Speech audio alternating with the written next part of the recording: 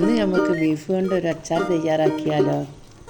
അതിനായി ഒരു പാത്രത്തിൽ ബീഫും അതിൽ മുളകും മഞ്ഞളും പാകത്തിന് ഉപ്പും ആവശ്യത്തിന് വെള്ളവും ചേർത്ത് വേവിക്കുക.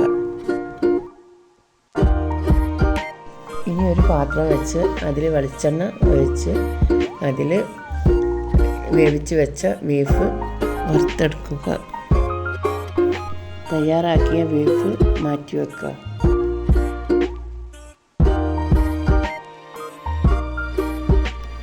ഇനി അച്ചാറിനായി പാൻ ചൂടാക്കി അതിൽ വെളിച്ചെണ്ണ ഒഴിച്ച് ചൂടാകുമ്പോൾ കടുകിട്ട് അതിൽ ഉലുവ ഇട്ട് പിന്നെ ഇഞ്ചി വെളുത്തുള്ളി ചെറിയ ജീരകം വലിയ ജീരകം അത് മിക്സിയിലിട്ട് പേസ്റ്റാക്കി ഇതിലേക്ക് ചേർക്കുക.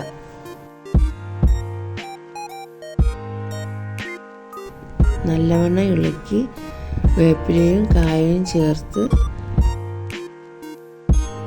ആവശ്യത്തിന് മുളക് പൊടിയും പാകത്തിന് ഉപ്പും ചേർത്ത് ഇളക്കിയതിന് ശേഷം വിനാഗിരിയും അതിലൊഴിച്ച് കൊടുക്കുക.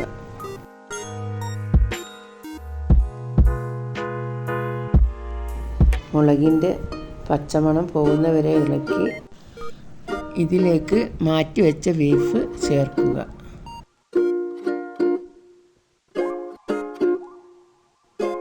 ഇപ്പോൾ നമ്മുടെ ബീഫ് അച്ചാർ തയ്യാറായി.